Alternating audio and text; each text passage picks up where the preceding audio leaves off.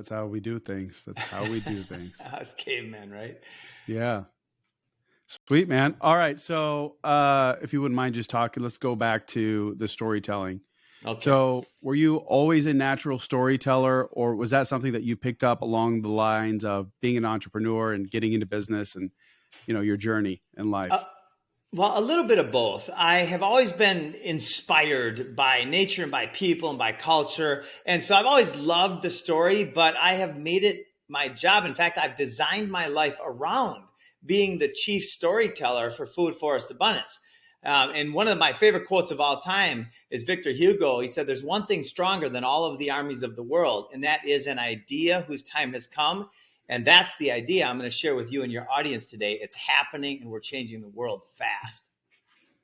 Love it. Well, you can't just leave it there. What is this idea? Because I'm going to forget. It'll unfold as we talk. But the Okay. idea, Okay. yeah, I'll give you it real simply put, is this idea that the Garden of Eden is a utopic fantasy. And I'm not talking about a religious place. That's great. I'm talking about the logical step of growing food instead of lawns, which is actually easier than growing a lawn and creates radical abundance. This solution, this embarrassingly simple solution, will reverse mass extinction and deforestation and cancer and diabetes and heart disease and literally end all of the forms of tyranny.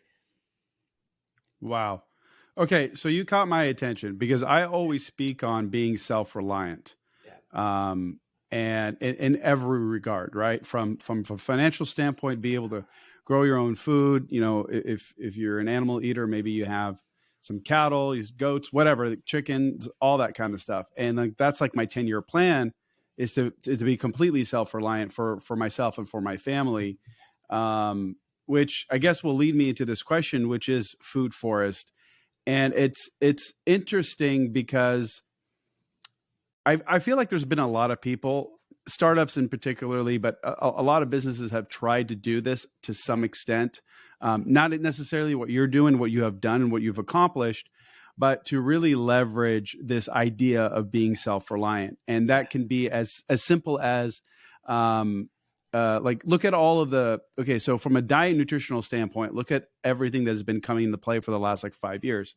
I remember when think back to like Meals on Wheels for like the elderly who don't have the capacity or the the strength, or they may have illnesses and things like that to be able to provide for themselves. And then you take it to a step further where fast food came into play, and everybody that just didn't have time to eat healthy, they opted out for time saving versus versus being healthy, because being healthy was either A, too expensive, or B, it was too much of a time constraint. And then that moved into this bodybuilding arena where now we've got bodybuilders that have created these simple recipes like the chicken and rice diet, which we found that actually has a lot of macronutrient deficiencies. And so that has led into all these different things.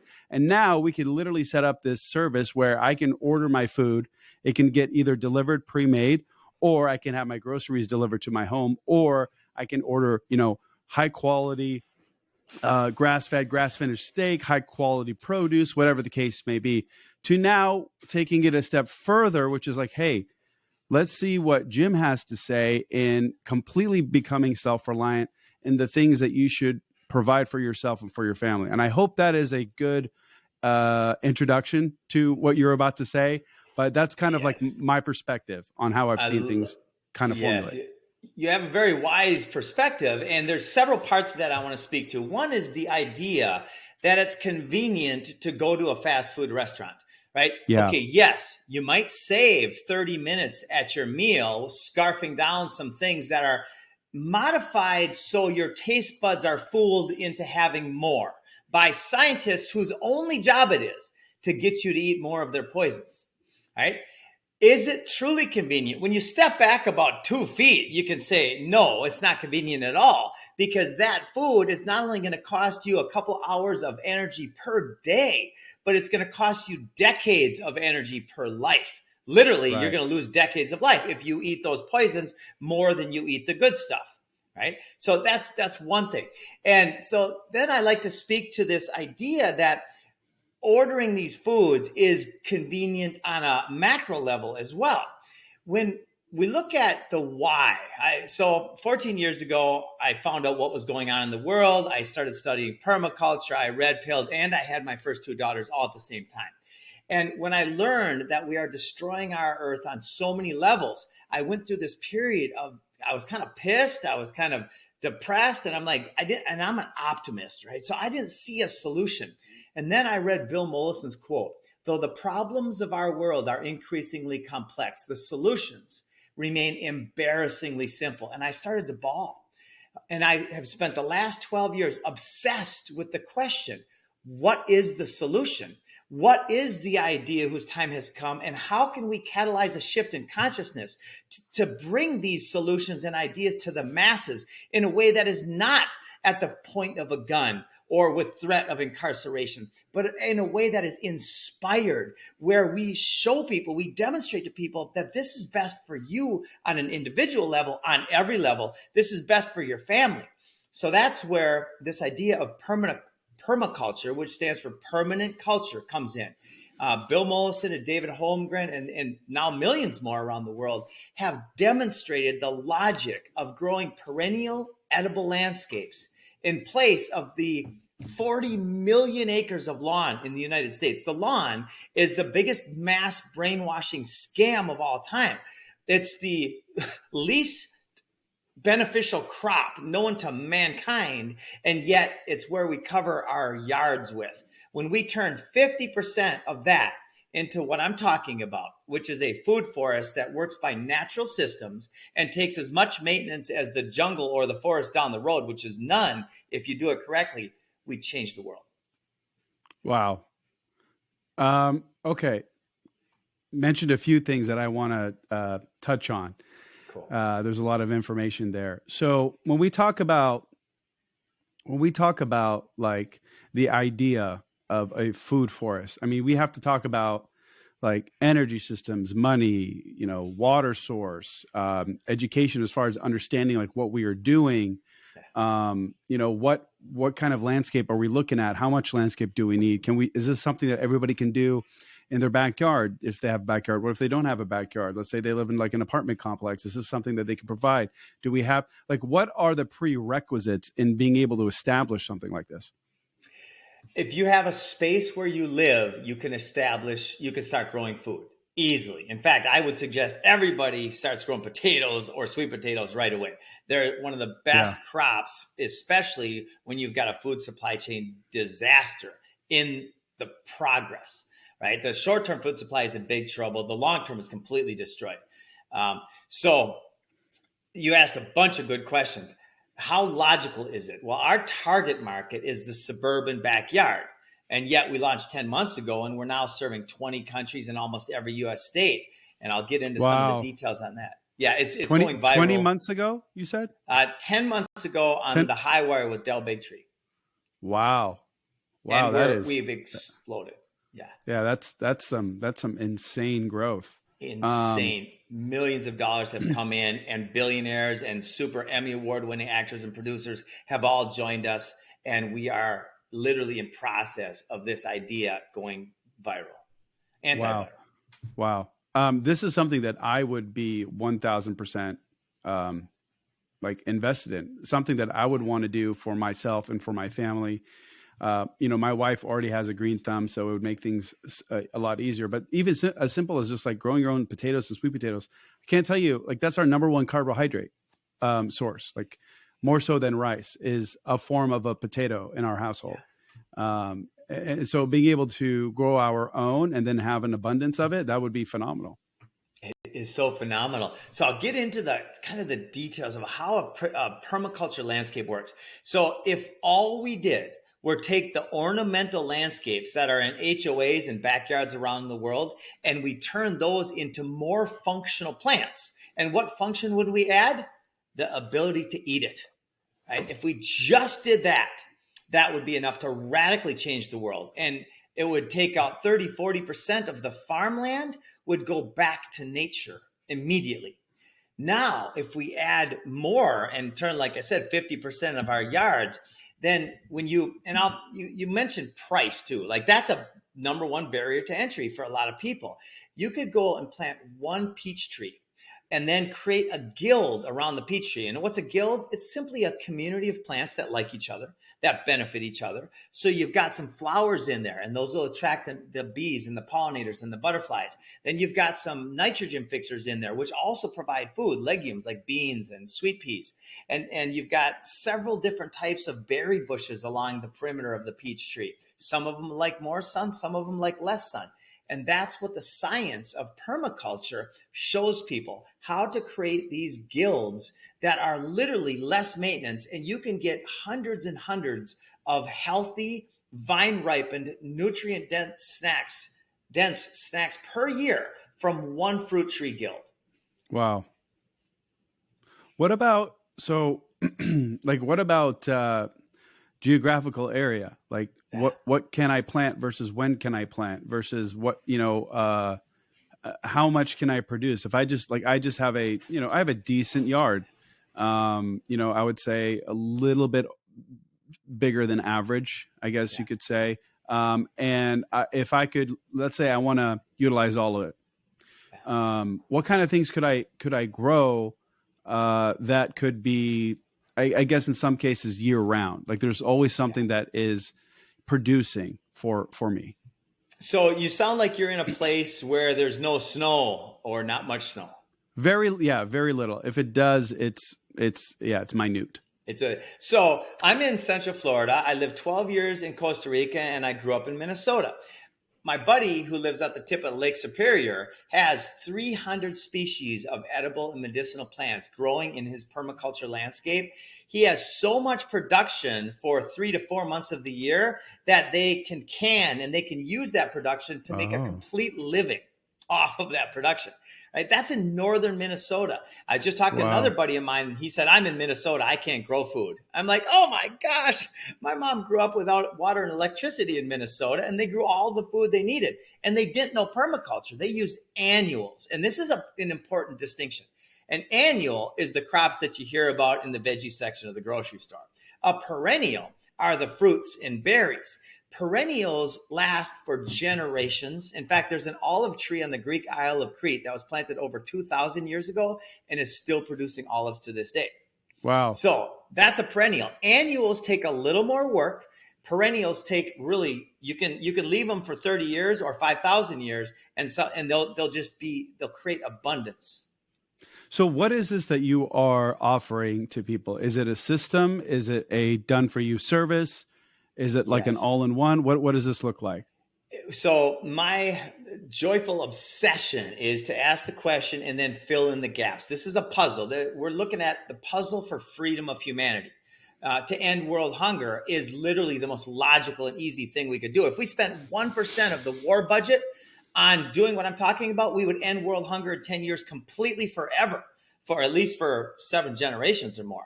If we spent 1% of the church's net worth to do this, we'd have the Garden of Eden everywhere, right? And this is not hypothetical. It's demonstratable, and it's being demonstrated all over the world. Did that answer your question? I got off on a fun tangent. A little bit. Yeah. So it's basically, it is a system that you're providing for people, but it's... Oh, yes. It's custom tailored for every situation? Yes, that's right. So every design we do, every customer that comes in and says, I would like to turn my yard from a liability to an asset. So everything starts with the design process. So we've got 41 professional food forest landscape designers on our team right now, and that was 20 3 months ago, right? And so we're inviting more designers as the world wakes up to the reality of what's going on. It's explosive growth. So we start by finding out what agricultural zone the client is in. That's the number one thing, because we base our plant selection on what grows normally and naturally in that area already. And this is where it blows people's minds. There used to be, they thought there were maybe 10,000 different varieties of edibles. Now they know it's infinite. It's literally infinite. Yeah. Wow. So the second step, then, once we find out the ag zone, is what does the client want? What is the goal of the customer? Do they want to have more annuals? Do they want to have perennials? Do they want a nursery? Do they want an education system? Do they want just to feed themselves or their community or their family? And we can stack all of those functions into a single food forest designed either in a HOA approved landscape or designed in a backyard with syntropic agroforestry, which is just a fancy way to say rows and rows of a diversity of food. That's incredible. That's It's absolutely incredible. incredible. Like this Yeah. is what gave you this idea? A lot of meditation, my friend. I love the name Habits of the Few. Thank you. Meditation is the foundation of freeing our mind from the govern, which means to manage or control, and mente, which means mind, right? What is the opposite of mind control? It's a free mind. Meditation is the foundation of that. And then once we realize, we see through our real eyes clearly that fear and scarcity and all of these forms of manipulation. In fact, Goethe said, none are more hopelessly enslaved than those who falsely believe they are free.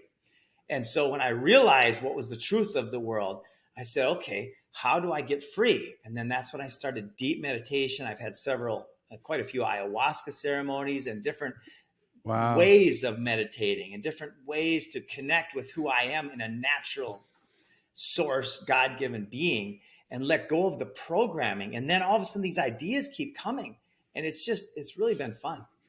Brother, we're gonna we're gonna have to have a chat off camera. But so real quick, I actually just had a conversation a couple weeks ago with a clinical psychiatrist who actually he's well informed with ayahuasca. It's something that I've actually been wanting to attempt and try myself, only because I feel like the human capacity is limited because of the belief systems that we have structured throughout our society.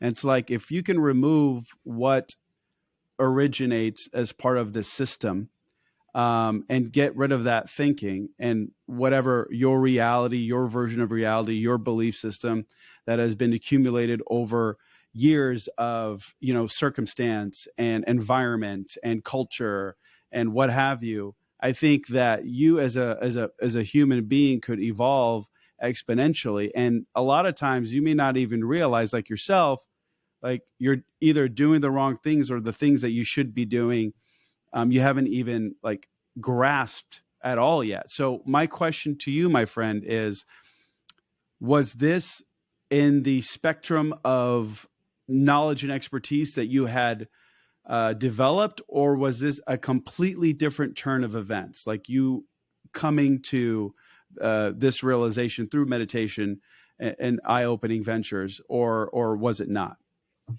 So they called me nature boy growing up. So there's something in who I am. I always loved nature. And then I Right. got away from that.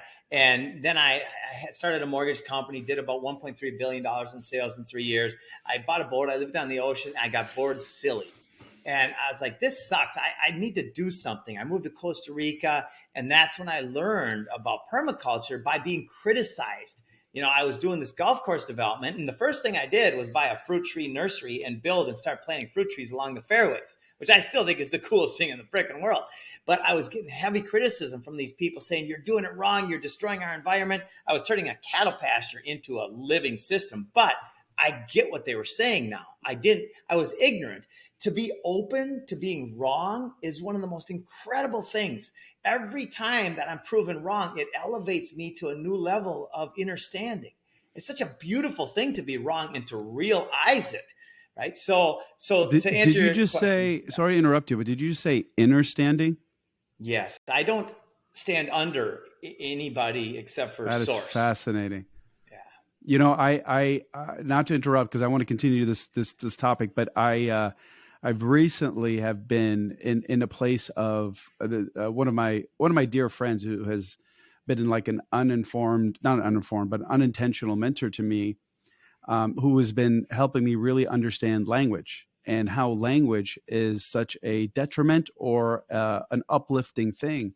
So the fact that you said understanding versus understanding, like I know to everybody listening right now, like that just sounds so, it could even sound like almost unnecessary and irrelevant. But if you really think about it for a second and really stay true to what like just think about like what do we do when things don't go our way? We're like, oh god, like I didn't get that deal, I just must suck. Or that negative self-talk comes in, or you're coming from a place of like victimhood or negativity, and it's like the language that you are saying to yourself in your head and out loud and to other people have a dramatic influence. So the fact that you said understand, that just struck me so hard and so deep. And I know it sounds silly, but it's huge. And I just appreciate that. And I just had to share that. So thank you, man.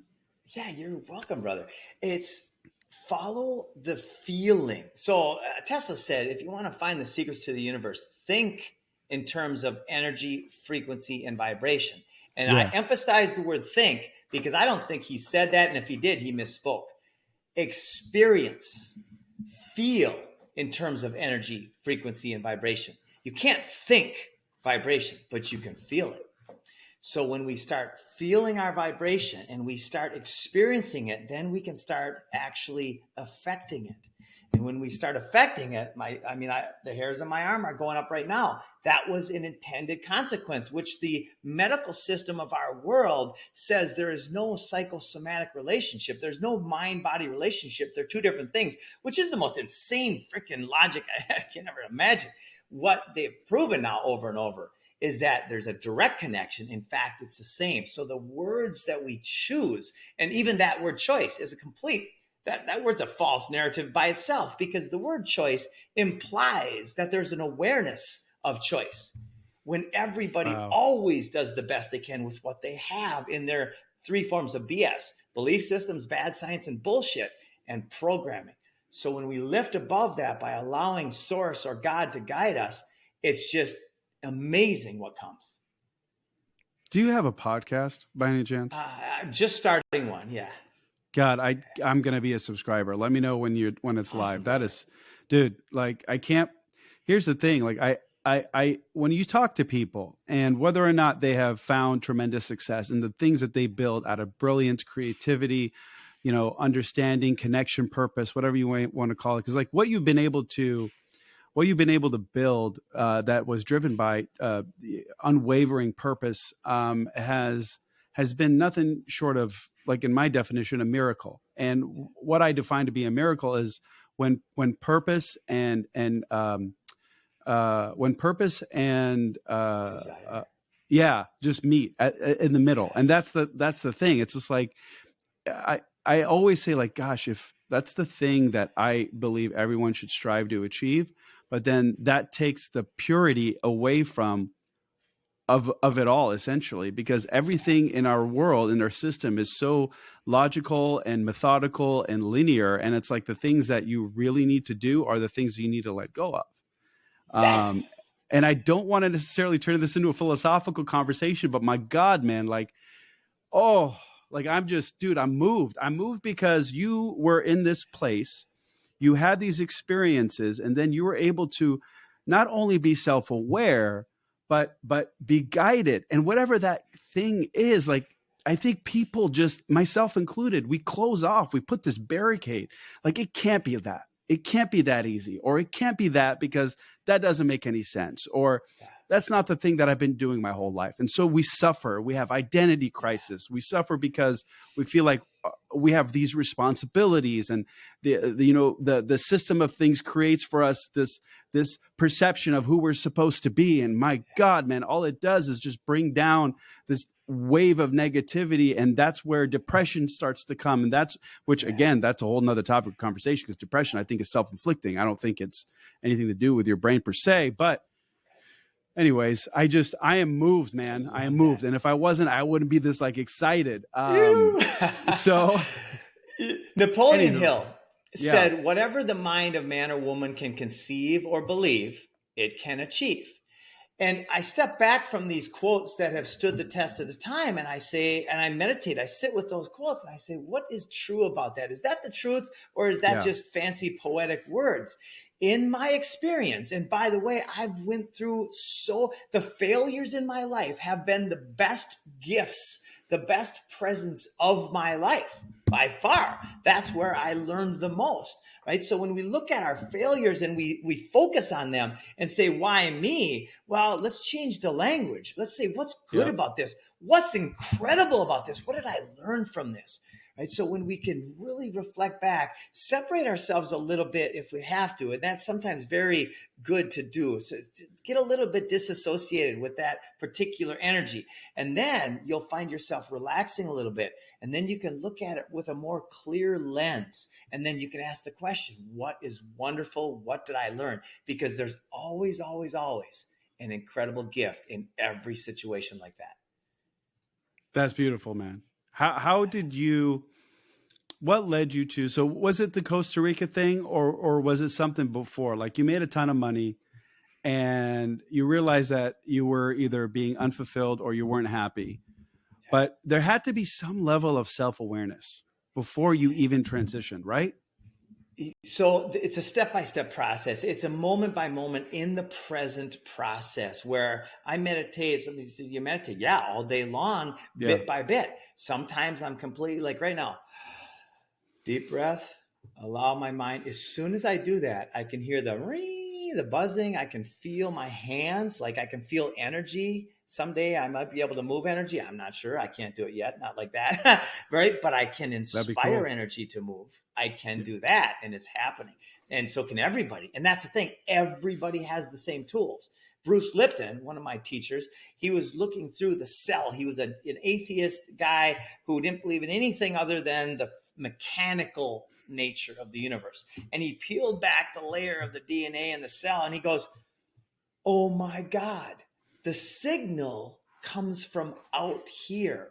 It does not come from in here. And when he saw that and understood the meaning of that, that's when he became spiritual. I was like, man, Wow. that was profound. Wow. So this was he an atheist most of his life? Yeah, he was a hardcore scientist, atheist guy who the science that he was trying to use to prove the mechanics of life turned him into a spiritual person. Wow. That's That's pretty incredible. cool. That is incredible. So how has been this transformative experience for you, into building something that you feel driven towards? Like this was something that maybe had been aligned with your purpose, your new purpose. Like how has that been different than you building a company in the mortgage industry that Yeah. made a ton of money, and maybe you were fulfilled briefly financially? Because I don't know your personal story. I don't know if you grew up rich. I don't know if you grew up poor. I don't know if you grew up middle class. I don't know any of that.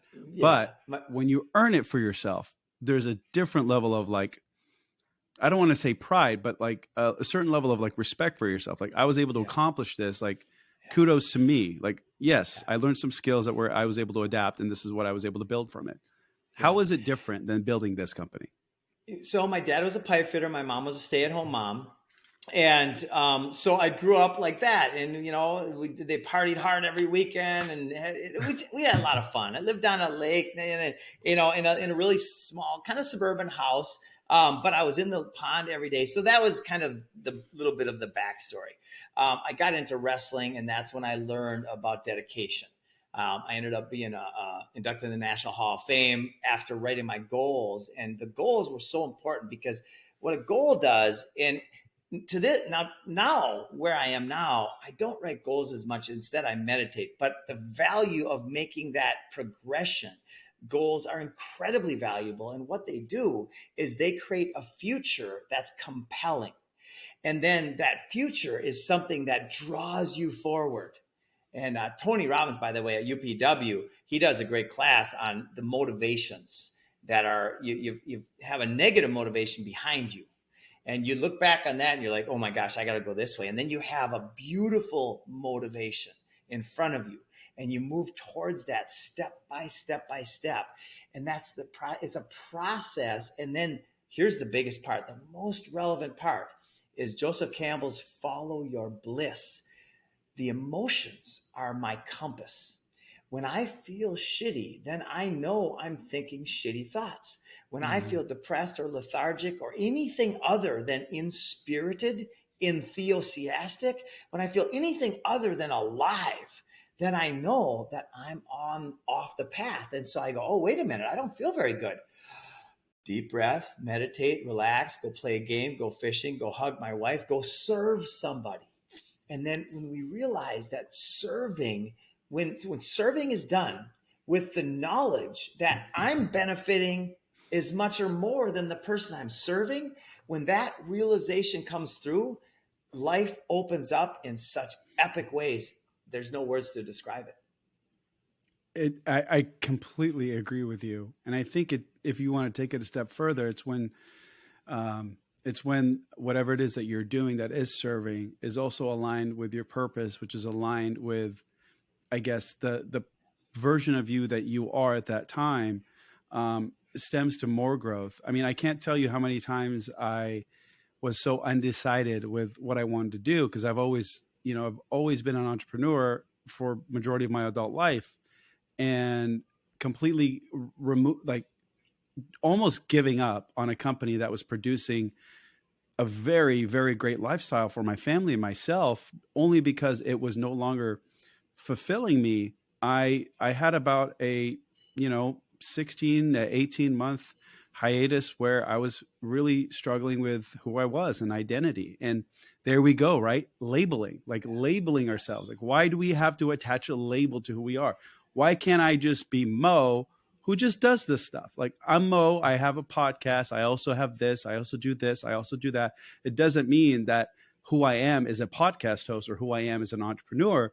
Just, I'm Mo. Like, that's it. That's who I am. So I love that, because it's so rare to see a lot of these really ultra successful people in life. They're very driven to something, but it's like, are you really, like, is it really purpose driven, or is it driven because you have this addiction to work and to, have a stronger second quarter, third quarter, fourth quarter, whatever the case may be?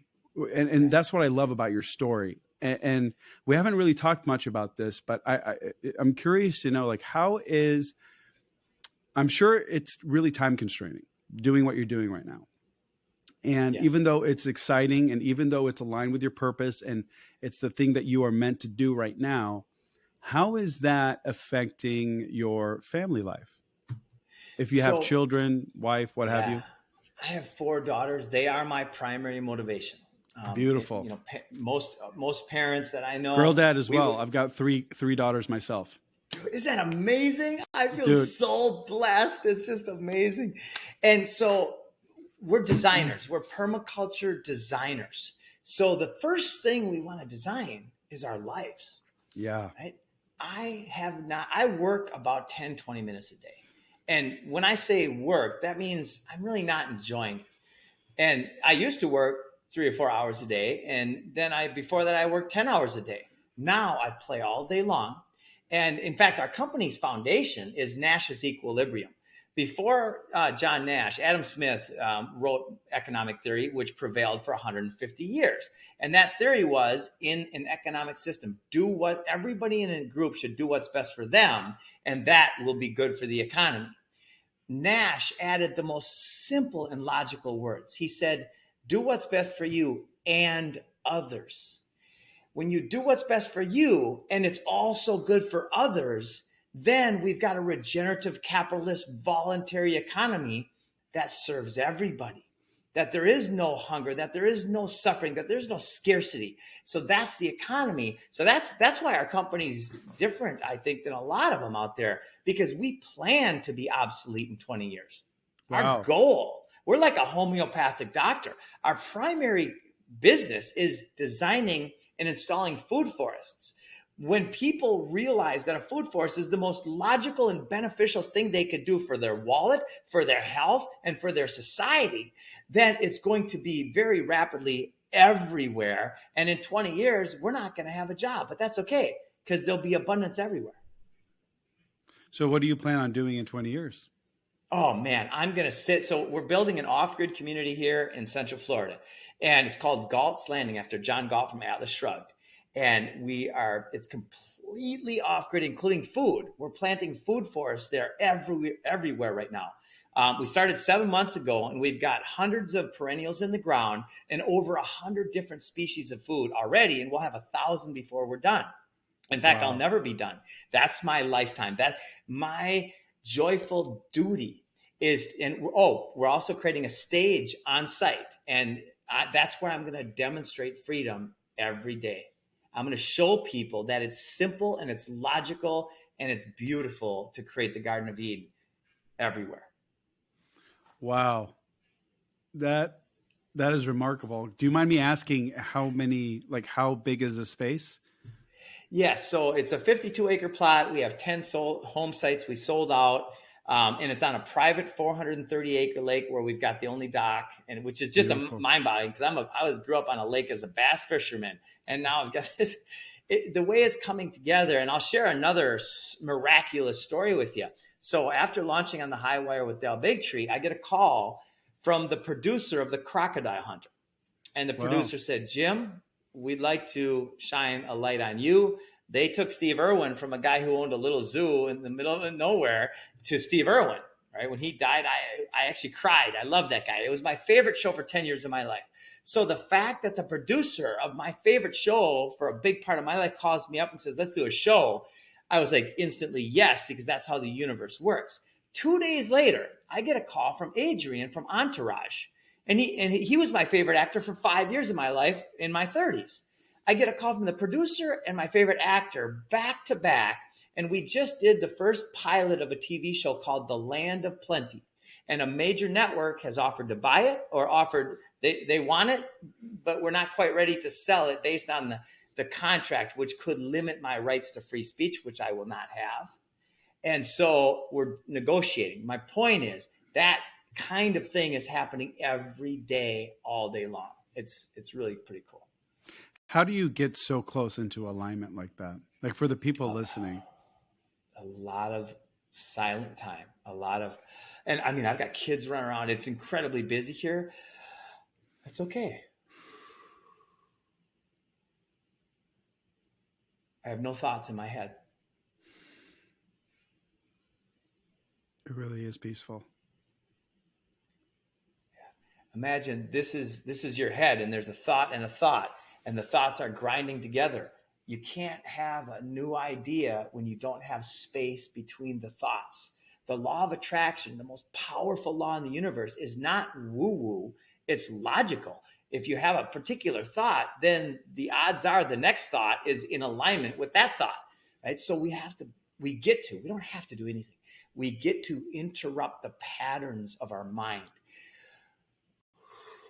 And then start writing the things we're positive for. Start writing the ways we want to serve in a way that makes us feel inspired. Start actually reaching out when we feel it. Don't take action unless it's inspired action. And then take action until it starts getting to the edge of friction. And then back up and then go. So you said something that was really simple to understand, which is your thoughts are grinding against each other. You can't have any ideas if there's no space in between them. So the That's way that right. we can create space is by meditating. Playing, meditating, yes. So anything that inspires creativity, essentially, the brain that doesn't like thinking of not thinking or not Yes. thinking. So let me ask you this. This is a big question, but has a multitude of answers. And I think it's best when it's really simplified. And I feel like you're the perfect person for this. How can anyone listening right now that's never done it before, how can they meditate? Breathing. Feeling is different than thinking. When you're feeling, you're in your body. Right? That's why a lot of people who've been abused, they will cut themselves to feel because they're so disassociated with how they feel that they don't feel. right? So bring yourself and your attention back. People are looking for out of the body experiences. No, let's have an in the body experience. That's where the magic is. Deep breath and just feel your body. Put your attention on the space between your hands and your feet. There's nothing there, right? So when your attention goes to where there's nothing, it helps the thoughts. And one of my favorite teachers is Dr. Joe Dispenza. He does an incredible bit on this. He's my favorite. When I want to meditate deeply, I'll go look to do a tape with Dr. Joe, and he'll say, put your attention on the space in between your eyes or behind your head or something. And it's just like, there's nothing there. And then now I've been doing that for so long. Now I'm one breath away from a clear mind at any moment. Just like anything in life, the more practice that you do at that thing, the better you become at that thing. I'm with you there. I think Dr. Joe Dispenza is a brilliant man. I love a lot of his. I think I remember when I first started with this like chakra quiz, and then I got into some of his tapes, which like Rewired and some other ones where I would just literally. I remember he had this like 10-minute one, and I was like, gosh, I just need to. There's my equilibrium's off, everything's off. I'm not in a good space. I'm stressed out. I'm angry. I don't know why I'm angry. Like, like when you're in those moods, you're just like, what is happening right now? It's like I'm deciding not to be angry, but you might need a little kick, and so those are great to just kind of get into.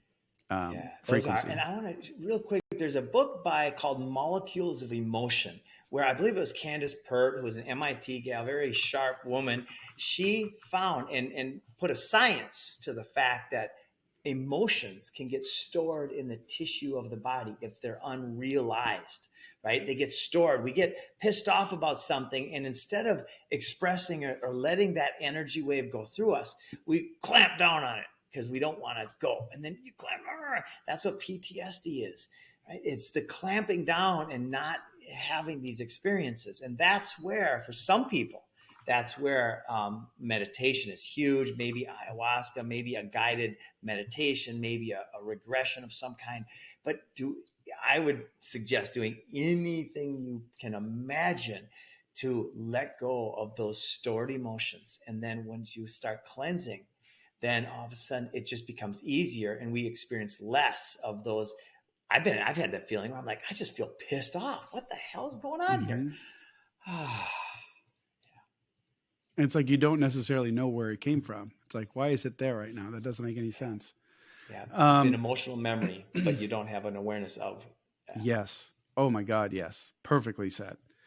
I want people to experience becoming self-reliant. So how can they participate? And how can I participate? Yes. Where do we do this? So we have a website. It's foodforestabundance.com. Okay. And you can participate in many different ways. Everything starts with design. Let's design our systems, our lives, our properties logically in a way that produces abundance. And we started 10 months ago. It was me and 2 part-timers. Now we have 350 people around the world. Most of us are full-time helping people grow food. That's incredible. And the cooperative business is incredible as well. If you want to be in the business of helping people grow food, then we've created a little tiny backstory. Please. Do we cut off in 5, or is there We're good. Keep going. Okay. So I spent about $250,000 getting a franchise document ready, and it had 244 pages of FDD and 89 pages of ops manual. And it made me sick. I held this, every line in there represented some legal means of control. Control is an illusion. I threw the whole pile of shit in the trash. And now we have a 2-page document that speaks to the voluntary exchange of value. We have no patents. We have no NDAs. We have no non-competes. We want to inspire people to grow food. And we have created the foundation where that is so logical and beneficial that our mission is to serve our cooperative partners. So if anybody out there wants to be in the most radically beneficial business, and by the way, it's very well positioned, the food supply chain is in big trouble. So helping people grow food, it's basically a landscaping business, but it's a very productive foodscaping business. And so from a business standpoint, people can learn and create essentially like uh, a business out of it, out of your business, kind of like a franchise, but without the strings, Yes, and exactly. Yep. and also have the benefit of not only that, but teaching others and perhaps, um, creating wealth for themselves, all the while, uh, you know, essentially spreading this word, which is, hey, let's all become self-reliant in a sense.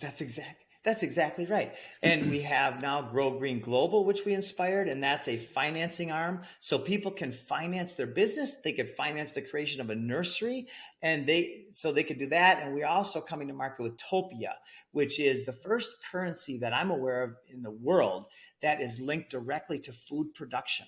So people who grow food forests, they get Topia. They don't pay anything for it, but those Topia have huge value.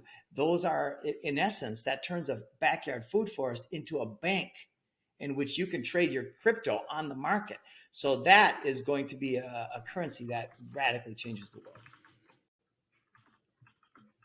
That's amazing. And how many people, I guess, right now, you said 300 around the world, but how many people um, have not only gone on the business side, but have just everyday people that want to become self-reliant? Do you have a number for that, or is it the same, the 300? Gosh, it's many more hundreds than that. We've had hundreds and hundreds of design customers. These are families typically that have designed their space to be a functional food forest space.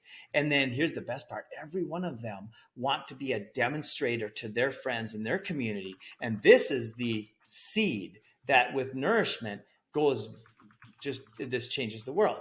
We are going to end world hunger and mass extinction and deforestation by doing what's best for us as individuals, as families, and communities. That's beautiful. I absolutely love that. I wish for everyone to at least attempt to do this. I know I'm going to. I'm going to show this to my wife tonight.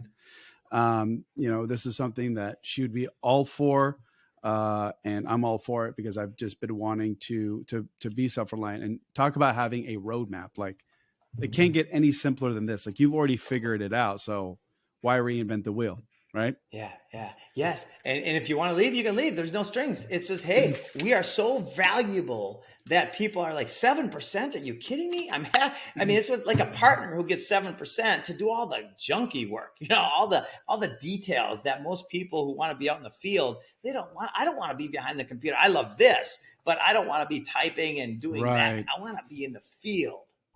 I'm with you on that. Yeah. Where can people connect with you if they want to connect with you and just learn more about you personally? Yeah.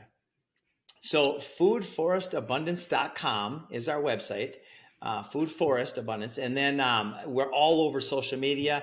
And my name's Jim Gale. I'm pretty easy to get a hold of through the website. I'm very accessible.